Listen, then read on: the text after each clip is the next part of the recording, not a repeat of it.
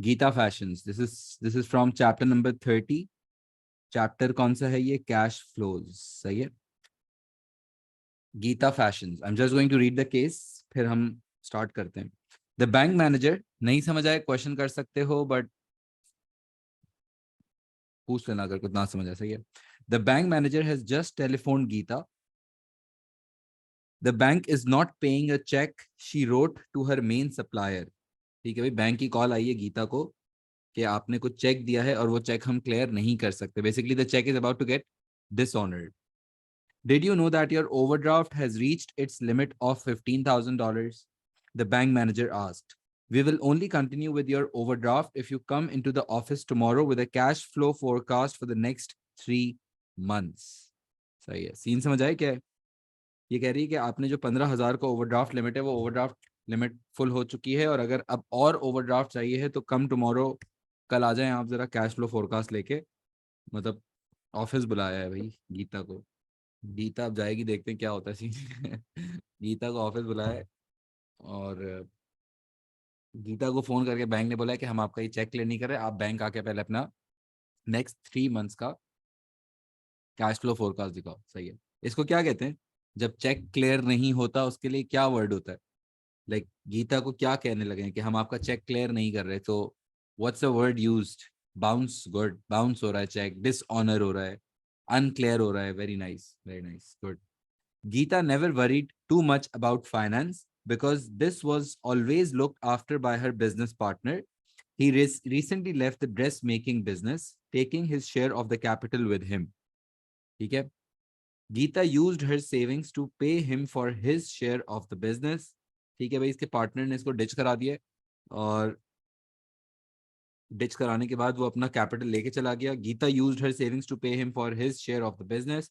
She has no idea she has no idea how the business has reached such a poor cash position. She cannot put any more money in herself. ठीक है, इसका कोई partner था, उसके partner ने सारा finances संभाला हुआ था, but now her partner actually ditched her, and now she has no idea on how to manage the cash flow. She has no idea.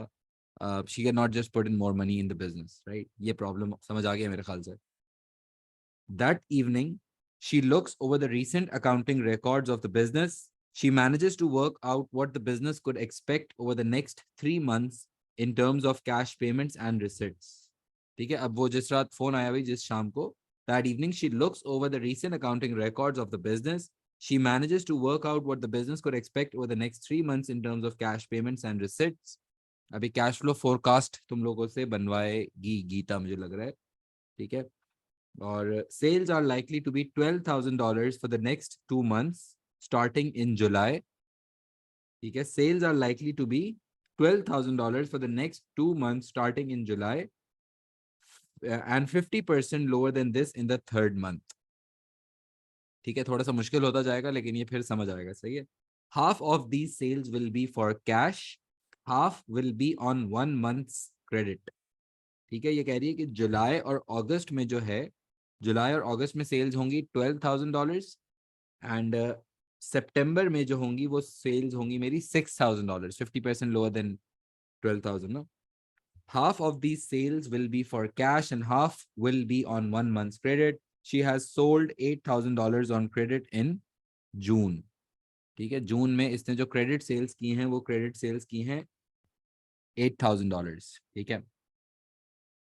She estimates all overhead expenses, including interest payments to the bank, to be $6,000 per month. Labor is likely to be $3,000 per month. ठीक है, labor is likely to be $3,000 per month.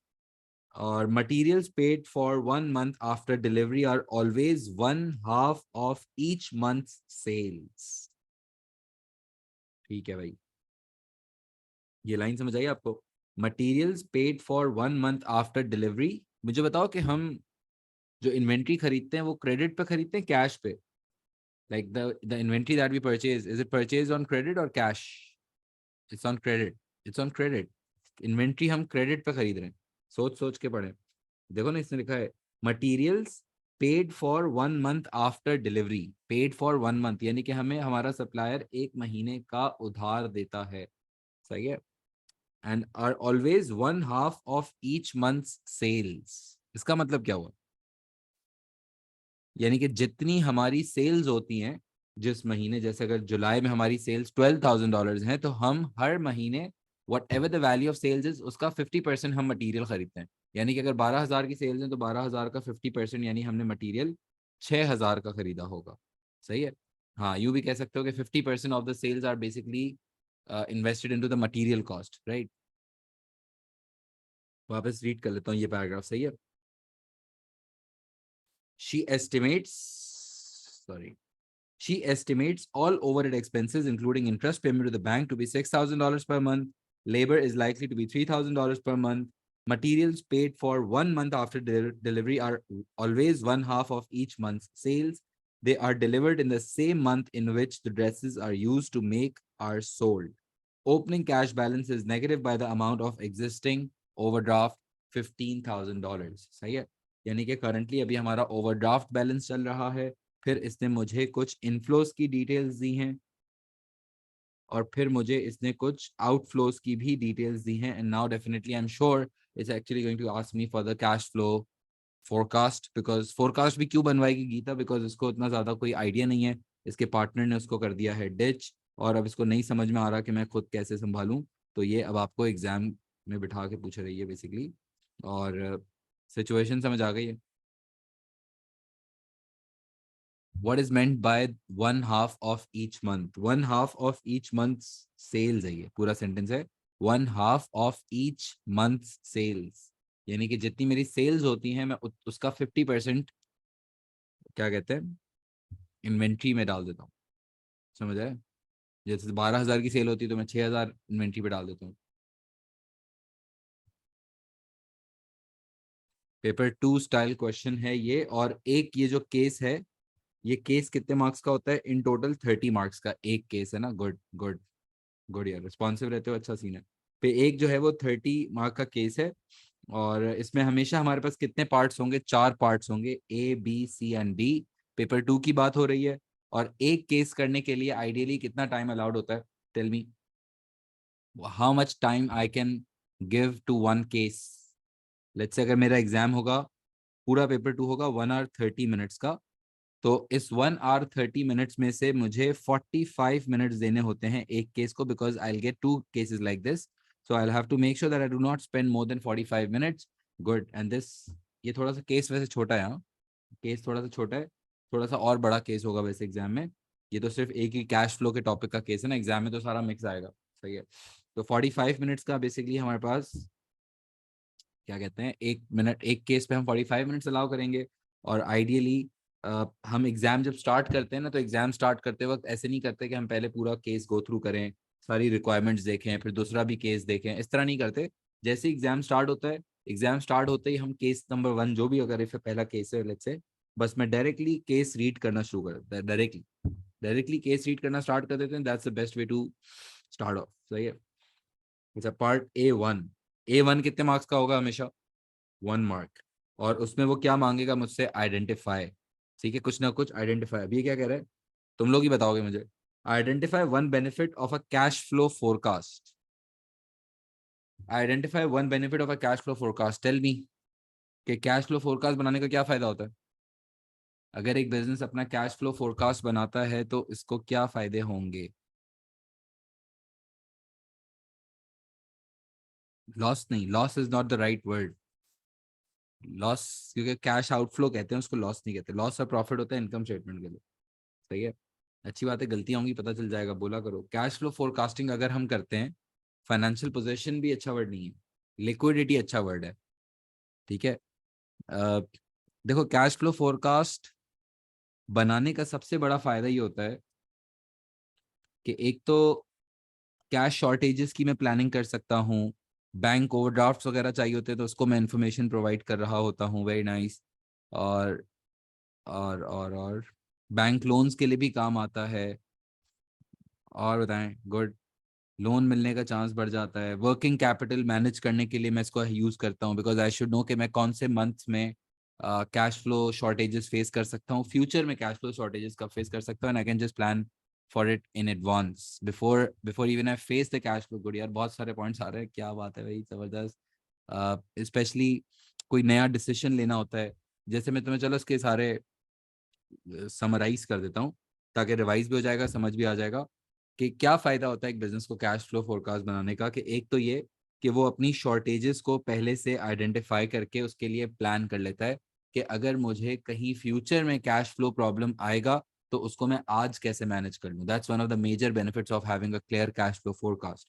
Second, अगर कहीं पे excessive cash inflows आने लगते हैं या कोई ऐसा टाइम होता है कि बहुत ज्यादा पैसा आने लगा है या कोई सीजन होता है जैसे पीक सीजन होता है बिजनेसेस का, तो उस टाइम पे फिर हमारी बहुत अगर कैश इनफ्लो आना है तो उसके भी हम प्लानिंग पहले से ही कर लेते हैं।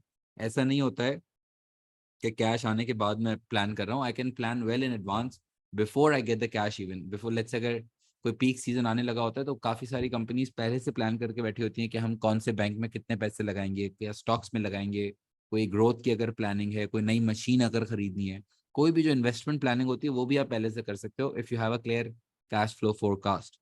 Plus it will have to be presented when applying for a bank loan, when applying for a bank overdraft, because when I want to convince the bank कि आप मुझे लोन या ओवरड्राफ्ट दो, तो I'll have to show and present the cash flow forecast and the bank will study that forecast कि क्या आप फिर वो रीपे कर भी सकोगे या बस ऐसे ही लेके जा रहे हो, क्या आप इंटरेस्ट टाइम पे पे कर सकोगे।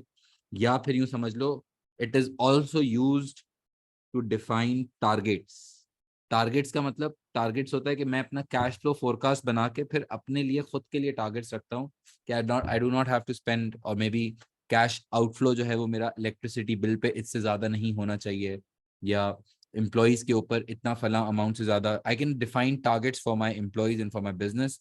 That's also one of the major usefulnesses of cash flow forecast. और क्या ये मैं जो फोरकास्ट बनाता हूँ क्या ये 100% एक्यूरेट हो सकते हैं?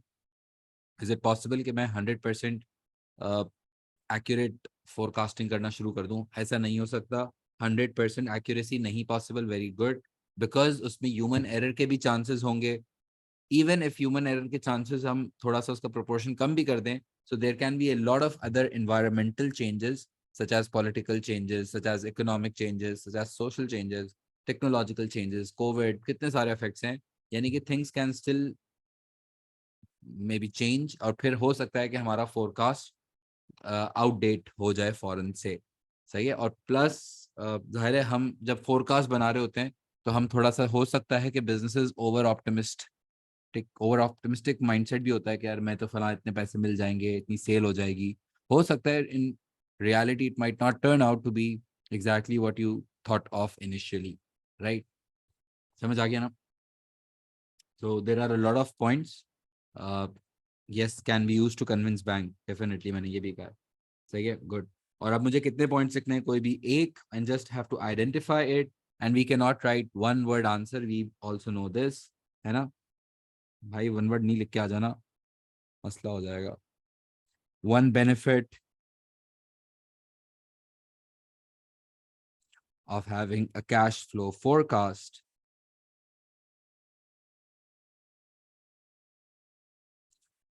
one benefit of having a cash flow forecast is the ability to plan in advance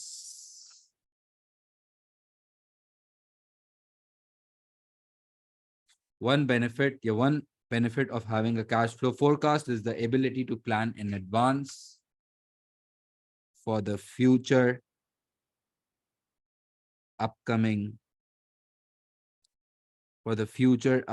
cash flow shortages.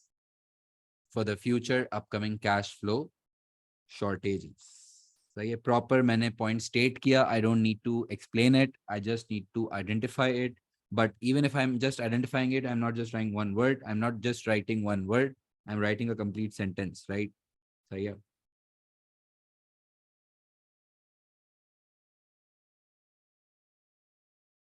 It's a part 2. Explain the term opening cash balance. ये कैसा word पूछ रहा है यार? Opening cash balance. Opening cash balance क्या होता है? The amount of funds in a company's accounts at the beginning of a new financial period. Very nice. Finance, good यार, बहुत अच्छी definition है वैसे. Opening cash balance क्या होता है? Balance BD. Balance brought down नहीं लिख देना, अकाउंट्स नहीं पढ़े। Balance, good one. और लिखें opening cash balance,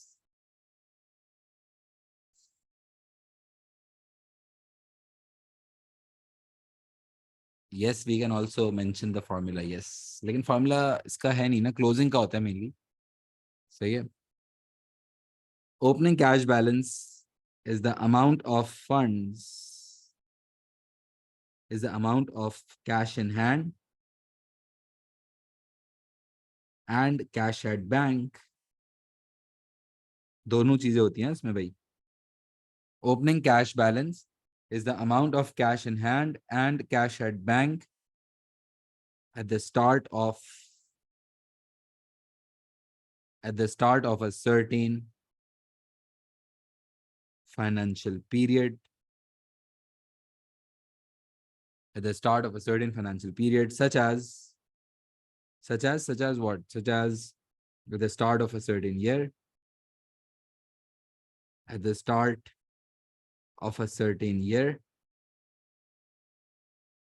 or a month, or a month. The closing cash balance of the previous accounting period, the previous financial period, the closing cash balance of the previous financial period will be the opening cash balance, will be the opening cash balance of current financial period.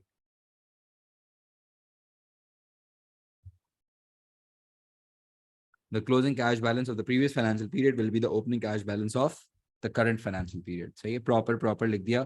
थोड़ा सा वैसे जो बात है इसमें लंबी करना मुश्किल हो सकता था, लेकिन लेट्स से नेक्स्ट टाइम अगर आता है तो हमें ये बातें पता होनी चाहिए हैं, that's why we are just writing it. और आंसर राइटिंग टेक्निक्स भी आप समझा करो कि लिखते कैसे हैं, शुरू कैसे करते हैं।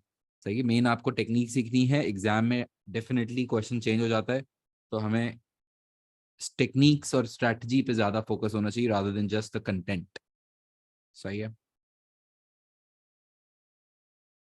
The next part B1.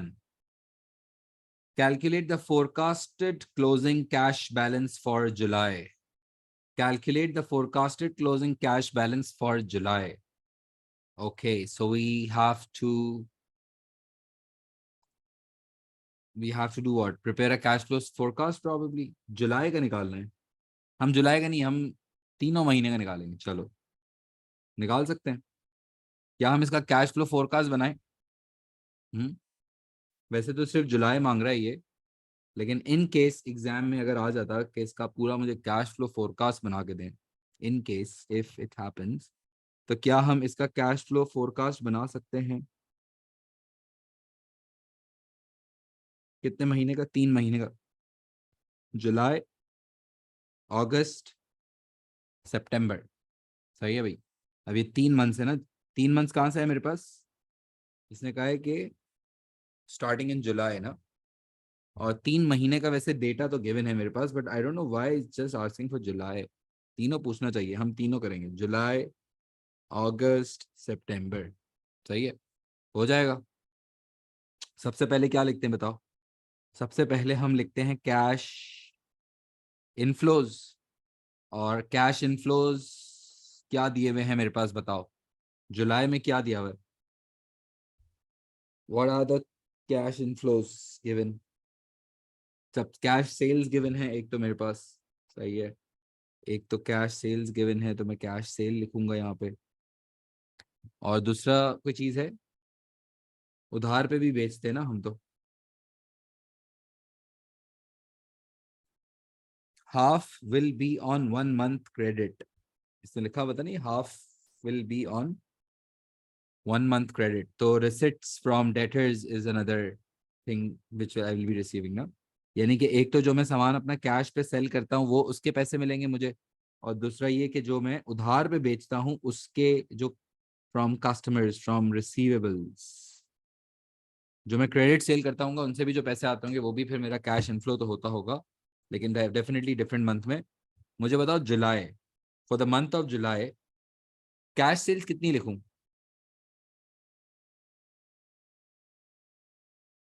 For the month of July cash sales कितनी लिखनी चाहिए? मैंने सेल्स कितनी की है, कैश पे तो नहीं की ना, 12,000 की सेल्स है, लेकिन 12,000 में से इसने कहा half will be on 1 month credit, half will be on 1 month credit. यानी कि $6,000 जो है वो मैंने कैश पे सामान बेचा है, और 6,000 जो है वो मैंने क्रेडिट पे बेचा। सही है। तो इसका मतलब ये है कि जो 12,000 है, ठीक है, अभी जो 12,000 है इसमें से आधा मैंने कैश पे सेल किया है, तो आधा तो मैं लिख दूंगा इधर हमारा कैश सेल के कॉलम में। मेरे ख्याल से कितना, 6,000। वैसे टोटल सेल्स मेरी 12,000 थी, ठीक है। $12,000 थी मेरी, शुरू से ही समझा रहा हूँ, बिल्कुल शुरू कर रहा हूँ अभी। 12,000 मेरी टोटल सेल्स है, सही है, जुलाई में। और उस 12,000 में से मैंने 6,000 जो है वो कैश पे बेचा है, और 6,000 मैंने क्रेडिट पे बेचा है, अकॉर्डिंग टू द कंटेंट। ठीक है। तो इसका मतलब जुलाई में मैंने 6,000 कैश सेल से कैश रिसीव किया होगा, और half of this sale will be received in the month of August. सही है। यानी कि समझ आइए बात मैंने क्या किया, वो मैं लिख रहा हूँ। लेकिन जुलाई में जो मैंने $12,000 की सेल की है, इसने बताया मुझे भाई $12,000 की सेल की है ना। वापस सुने, मुश्किल है मुझे पता है मुझे, लेकिन सुने अब। जुलाई में मेरी सेल्स है 12,000, यहाँ तक सही है, यहाँ तक पहुंच गए। जुलाई में मेरी सेल्स हैं 12,000, सही है। और इन 12,000 में से मैंने, इस 12,000 में से आधा जो है ना 50% कैश पे सेल किया है, और 50% क्रेडिट पे सेल किया है। आपको कैसे पता चला अगस्त में रिसीव हुआ है? सही है, क्योंकि देखो मैं ये रीड करता हूँ, सही है, एक दफा। That evening she looks over the recent accounting records of the business, सुनना ये बात पूरी। She manages to work out what the business could expect over the next 3 months in terms of cash payments and receipts. Sales are likely to be $12,000. Sales are likely to be $12,000. ये भी सवाल नहीं छोड़ना है, समझना है ये क्या बात हुई।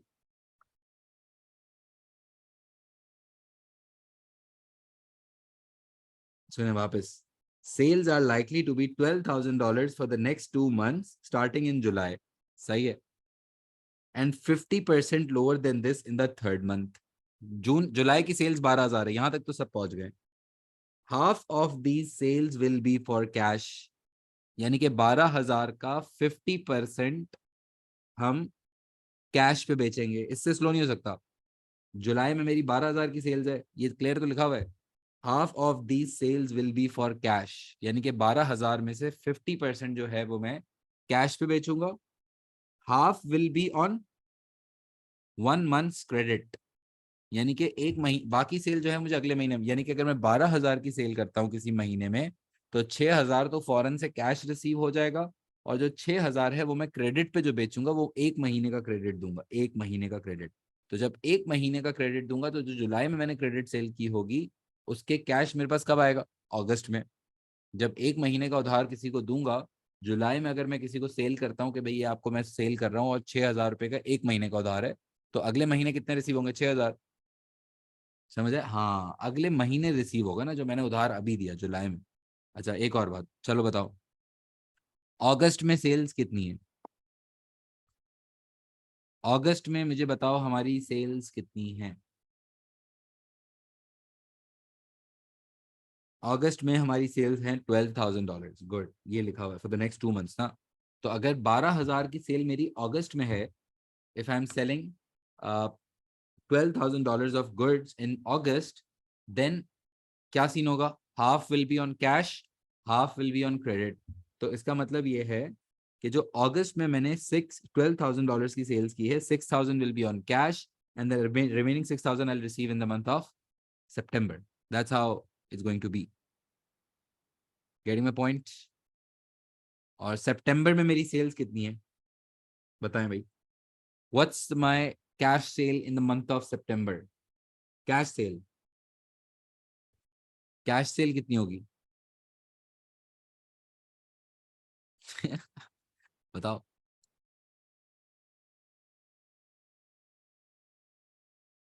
देखो मैं बता दूं, से जो टोटल सेल्स होगी ना हमारी, वो लिखा हुआ है 50% lower than this in the third month. यानी कि भाई 12,000 की सेल मेरी अगर जुलाई में थी, तो इसने कहा है कि जितनी सेल आपने जुलाई में की है उसका 50% आप बेचोगे इन द थर्ड मंथ। यानी कि जुलाई, अगस्त और सितंबर, ये जो सितंबर है इसमें हमने 50% गुड्स बेचे, यानी कि जो 12,000 बेची थी उसका 50% अगर मैं बेच रहा हूँ इन सितंबर, यानी कि मेरी जो टोटल सेल्स थी सितंबर की, वो टोटल सेल्स थी 6,000, और उसका 50% मैंने बेचा होगा on credit. Yes, 3 for cash and 3 for credit, exactly. सही है। वापस कह देता हूँ कि 12,000 की सेल्स थी मेरी जुलाई में और अगस्त में। In the month of July and August I was selling goods worth of $12,000, but in the month of September वो कह रहा है in the month of September 50% lower than this, which means that if my sales in July were $12,000, the total sales in September would be $6,000, and the $6,000 will be further split into cash and credit. तो 50% मैंने cash पे बेचा है, 50% मैंने credit पे बेचा है, तो 50% जो है वो मुझे $3,000 रिसीव होगा इन द मंथ ऑफ सितंबर। समझ आया? आगे, she has sold $8,000 on credit in June। अब बताओ इसका मैं क्या करूं, इस लाइन का। She has sold $8,000 on credit in June। जून में अगर उधार पे बेचा था 8,000 का, तो उसकी पेमेंट कब रिसीव हुई होगी? पेमेंट कब रिसीव हुई होगी? ये जो मैंने जून में $8,000 की क्रेडिट सेल की है, तो एक महीने का उधार होता है ना, तो अगर मैंने जून में $8,000 की सेल्स की है, तो जुलाई में पेमेंट रिसीव होगी ना। ये तो सिंपल बात है वैसे, कि अगर 8,000 की सेल आपने जून में की थी क्रेडिट पे, तो उसके जो रिसिट्स हैं वो आपके पास $8,000 के आएंगे इन the month of July. So this will make total inflows of $14,000। ये आ गया मेरे पास टोटल कैश इनफ्लोज। 6 and 6 हो गया $12,000, 3 and 6 हो गया $9,000। सही है। और अब मुझे लिखने हैं कैश आउटफ्लोज, क्योंकि कैश इनफ्लोज में से हम आउट करते हैं कैश, डिडक्ट करते हैं कैश आउटफ्लोज ना। और कैश आउटफ्लोज गिवन है मेरे पास, कैश आउटफ्लोज, कैश आउटफ्लोज क्या गिवन है जरा दिखाएं भाई। She estimates all overhead expenses including interest payment to the bank to be $6,000 per month। एक तो मैंने इंटरेस्ट पे करना है मंथली, कितना? $6,000। 6,000 पर मंथ का इंटरेस्ट है भाई, बहुत ज्यादा इंटरेस्ट है, इतना तो बहुत ज्यादा यार। क्योंकि अगर मैं इनफ्लो से कंपेयर करूं तो बहुत ज्यादा है ना भाई। क्यों? वही बैंक ओवरड्राफ्ट भी बहुत ज्यादा आउटस्टैंडिंग है ना, तो इस वजह से शायद इंटरेस्ट बहुत ज्यादा है। और क्या आउटफ्लो मेरा? लेबर, लेबर में क्या? Labor is likely to be $3,000 per month, so I'll just be paying $3,000 to my employees every month. So labor is $3,000। ये तो सिंपल ना, समझ आ रहा है ना? और क्या चीज़ है, कॉपी कर लेना एंड में, सिर्फ समझ लो पहले। मटेरियल में क्या सीन है?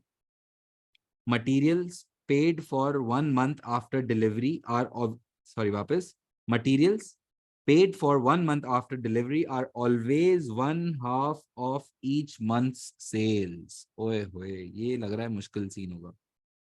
इसमें लग रहा है कि फिर से मुश्किल। क्या कहना चाह रहे हैं ये?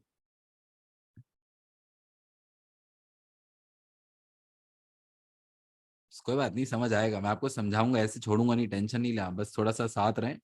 जिनको एक एक को समझा के छोड़ूंगा, नहीं छोड़ूंगा ऐसे, टेंशन नहीं लो। Materials paid for 1 month after delivery are always one half are always one half of each month's sales। तो इसका मतलब ये है।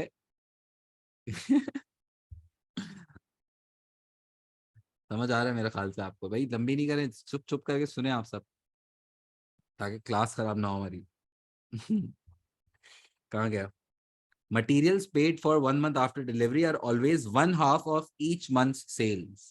इसका मतलब यह है कि जितनी हमारी सेल्स होती हैं उसका आधा हम मटेरियल खरीदते हैं। अगर मेरी जुलाई में सेल्स 12,000 होती है तो मैं मटेरियल कितना खरीदता हूँ बताओ, बताएं। अगर जुलाई में $12,000 की सेल्स है तो मटेरियल मैंने कितने का खरीदा होगा? 6,000 का। ये तो बात तय हो गई है, सही है। क्रेडिट पे या कैश पे? उधार पे खरीदा है, क्रेडिट पे या कैश पे? क्रेडिट पे खरीदा है। कितने गुड, कितने महीने का क्रेडिट है मेरे पास? कितने मंथ का मुझे क्रेडिट अलाउड है? Good good good. कितने मंथ का क्रेडिट अलाउड है? 1/2 ऑफ, कितना था? 1 मंथ आफ्टर डिलीवरी ना। तो इसका मतलब ये है कि जो जुलाई के अंदर मेरी सेल्स हैं 12,000, उसका मैंने मटेरियल खरीदा है 6,000। पेमेंट कब करूंगा मैं? ये 6,000 कब पे करना होगा मुझे? जो मटेरियल का 6,000 है वो कब मुझे पे करना होगा? 1 month after, 1 month after delivery. यानी कि अगर मैंने जुलाई में $6,000 का रॉ मटेरियल खरीदा है, जुलाई में अगर मैंने $6,000 का रॉ मटेरियल परचेज किया है, so I will be paying this 6,000 in the next month, क्योंकि मुझे एक महीने का उधार मिल रहा है फ्रॉम माय सप्लायर। तो इसका मतलब, मुश्किल बात है लेकिन समझ आ जाएगा, कि मटेरियल जो है मैंने अगस्त में जो पेमेंट की होगी वो पेमेंट की होगी $6,000 की, क्योंकि 6,000 का मैंने स्टॉक खरीदा है, उसकी पेमेंट मैं अगले मंथ करूंगा। तो इसका मतलब मैं जो मटेरियल परचेज किया है उसकी पेमेंट $6,000 की I have to do in the month of August. एक और बताओ, चलो एक और समझ आएगा। एक और सिचुएशन सुन लें, कोई बात नहीं, थोड़ा सा टॉलरेट करें, जिनको नहीं भी समझ आ रहा समझ आएगा। मुझे बताओ कि अगस्त में हमारी टोटल सेल्स कितनी है? बताएं। अगस्त में हमारी टोटल सेल्स कितनी है? थोड़ा सा जिनको नहीं भी समझ आ रहा वो सवाल के जवाब देते जाएंगे, समझ आता जाएगा। अगस्त में मेरे पास टोटल सेल्स हैं 12,000, सही है। तो मटेरियल मैंने कितना खरीदा होगा? 50% खरीदता हूँ मटेरियल, मैंने इसका आधा मटेरियल खरीदा होगा। गुड, ठीक है।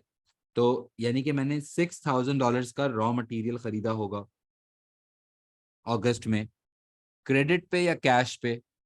अगस्त में जो मटेरियल खरीदा है वो मैंने क्रेडिट पे खरीदा है या कैश पे? बताओ। क्रेडिट पे खरीदा है।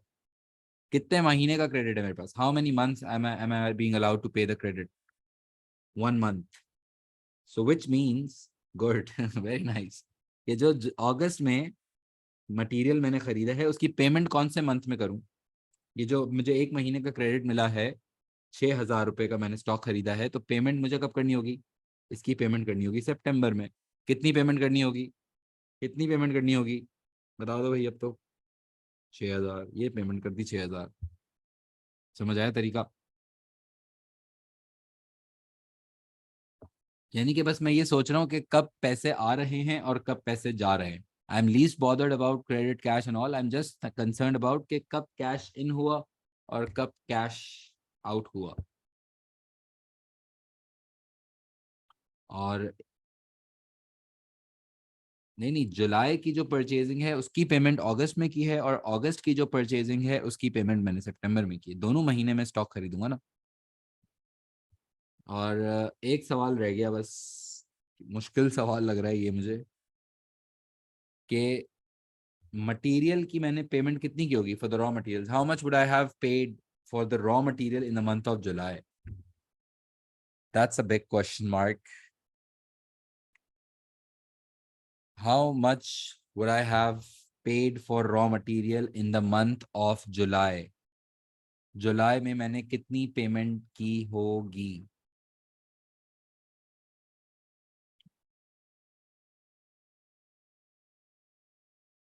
मैं बता दूं, पता है मुझे, सेल्स टोटल भी पता है। मुझे बताओ, सवाल सुनने हैं, सवाल सुनते जाएंगे जवाब आते जाएंगे। सही है। अ, मुझे बताओ कि जून में हमारी टोटल सेल्स कितनी थी? In the month of June what was my total sales? Total, total sales कितनी थी? 8,000 थी या 16,000 थी? इज इट वाज इट $8,000 और $6,000? सॉरी 16। ये तो क्रेडिट है, 8,000 क्रेडिट है। कैश भी तो था, कैश भी तो होता है, 50% कैश होता है, 50% क्रेडिट होता है ना। तो भाई जब क्रेडिट मेरा 8,000 है तो टोटल कितना होगा? 16,000 होगा ना। 8,000 कैश होगा, फिर 8,000 क्रेडिट होगा। That's what the information is. तो जून में, सुनते रहो समझ आएगा, जून में मेरी टोटल सेल्स होगी 16,000। अग्रीड? जून में तो मेरी टोटल सेल्स है 16,000। यहाँ तक कोई प्रॉब्लम किसी को? जून में my total sales were 16,000, right? अच्छा, मटेरियल कितना परचेज करता हूँ? 50%। मटेरियल कितना परचेज करता हूँ? 50% of the sales. So material मैंने कितने का खरीदा होगा जून में? In the month of June I would have purchase the material of $8,000। Good. And credit या कैश? क्रेडिट या कैश? क्रेडिट, उधार। कितने टाइम का क्रेडिट? कितने महीने का उधार मिला? 1 महीने का। अब जून में अगर मैंने स्टॉक परचेज किया है उधार पे फॉर 8,000, तो पेमेंट कौन से मंथ में करनी होगी? पेमेंट कौन से मंथ में करनी होगी? जुलाई में। कितनी पेमेंट करनी होगी जुलाई में? गुड यार, गुड। कितनी पेमेंट करनी होगी जुलाई में? 8,000। तो ये मैं गया अपने कैश फ्लो फोरकास्ट में, और जुलाई में मैंने पेमेंट की है $8,000 की। और अगर मैं इनको ऐड कर दूं सबको, तो मेरे पास टोटल आ जाएगा 6, 9 और $17,000, $15,000, $15,000, and these are my total cash outflows for the next 3 months. And this is my forecast. This is not actual. This is total cash outflows. And अब मुझे निकालना होगा, याद है, net cash flows. Net cash flows कैसे आते हैं बताओ, याद दिलाओ। नेट कैश फ्लोज का फॉर्मूला क्या होता है? Opening cash balance minus, sorry, net cash flows क्या होता है? इनफ्लोज माइनस आउटफ्लोज ना। एक सेकंड में बताता हूँ। तो अगर मुझे नेट कैश फ्लो निकालना है तो इनफ्लोज माइनस आउटफ्लोज। 14,000 माइनस 17,000 कितना आएगा? 14,000 minus 17,000। So it will be negative $3,000, 3,000 negative. And for the month of August, it will be what? 12 minus 15, it will be again the negative $3,000. And 9 minus 15 will be negative $6,000. Good. यार तो मतलब overdraft में भी कहानी, अब मुझे नहीं लग रहा कि कैश फ्लो फोरकास्ट भी यही शो कर रहा है कि इसकी हालत जो है नाजुक है काफी ज्यादा। अब मुझे क्या लिखना होता है इसमें? एडजस्ट करना होता है ओपनिंग कैश बैलेंस। तो जो आंसर आएगा उसको कहते हैं क्लोजिंग कैश बैलेंस। ओपनिंग कितना है for the month of July? What is the opening cash balance for the month of July? What is the opening cash balance? बताता हूँ उसका, बता मटेरियल का, पहले ये बताओ। ओपनिंग कैश बैलेंस इज -15 ना, जो ओवरड्राफ्ट इसने मुझे बताया ना, ये बताया हुआ।